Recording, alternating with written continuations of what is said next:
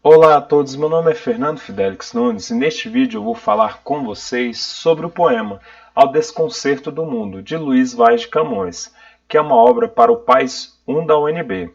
Antes de fazê-lo, gostaria de pedir que vocês se inscrevam no canal e deixem um like no vídeo, pois isso vai nos ajudar muito neste projeto de difusão de arte, cultura e conhecimento aqui no YouTube. Também quero destacar para vocês que, se vocês quiserem conhecer mais sobre o Renascimento e sobre a obra poética de Luiz Vaz de Camões, é muito importante que vocês assistam ao vídeo que eu gravei sobre o poema Mudam-se os Tempos, Mudam-se as Vontades, que também é uma obra para o PAS 1 da UNB. O link para esta aula está logo abaixo na descrição do vídeo. Então, aqui eu vou falar mais detalhadamente apenas do poema. No outro vídeo, vocês vão ter as informações sobre a obra do Camões e as características gerais do Renascimento. Além, obviamente, da análise sobre o poema Mudam-se os Tempos, Mudam-se as Vontades. Vamos focar aqui, então, só no Ao Desconcerto do Mundo. Vamos à leitura do poema. Ao Desconcerto do Mundo. Os bons vi sempre passar no mundo graves tormentos, e para mais me espantar, os maus vi sempre nadar em mar de contentamentos.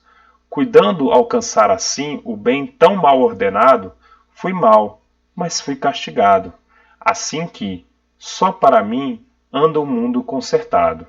Luiz de Camões. Vamos para a análise do poema.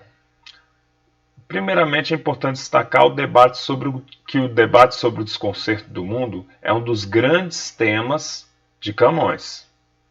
É muito importante que vocês tenham isso em mente ao ler este poema. O poema também faz parte da obra lírica de Camões e todos os seus versos possuem 7 sílabas poéticas, ou seja, o poema foi escrito em redondilha maior. Redondilha maior é quando os versos possuem 7 sílabas poéticas. Vamos ver aqui um exemplo? No segundo verso, por exemplo. No é a primeira sílaba poética do verso. Mum é a segunda sílaba poética do verso. Do é a terceira sílaba poética do verso. Gra, quarta sílaba poética do verso. Vez, quinta sílaba poética do verso. Tor, sexta sílaba poética do verso. Men, sétima sílaba poética do verso. E a gente para de contar em men porque é a sílaba tônica da última palavra do verso. Tormentos. Então, tormentos. A sílaba tônica é men. Então, por isso que a gente para de contar em men, que é a sétima sílaba poética do poema. Tá bom, gente? Então aqui é um exemplo para vocês entenderem como o poema foi escrito em redondilha maior. E isso é importante ser destacado porque o Camões não escreveu apenas versos decassílabos. Há pessoas que conhecem a obra do Camões só pelos seus sonetos e pela sua poesia épica em Os Lusíadas, que acreditam que ele escrevia só versos decassílabos. E como vocês podem ver aqui neste poema, isso não é verdade. Ele também escreveu em redondilha maior, com 7 sílabas poéticas. Aqui há o uso conotativo da linguagem, né? Os maus vi sempre nadar em mar de contentamentos. Aqui ele usa o sentido conotativo da linguagem por meio da metáfora, né? Mar de contentamentos, para mostrar como os maus estão em uma situação confortável no mundo, o que indica justamente esse desconcerto, essa desarmonia do mundo. Desconcerto aqui, lembrando a vocês, que é uma referência à desarmonia do mundo. Há também o uso constante de antíteses durante o poema. Por exemplo, bons e maus. É um exemplo de antítese que é construída dentro do poema.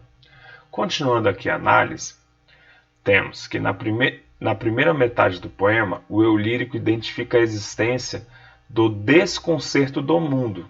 Também a gente pode chamar a desordem, a desarmonia do mundo, diante da inversão de valores, já que os bons passam por tormentos e os maus não. Ou seja, há uma inversão de valores, há esse desconcerto do mundo.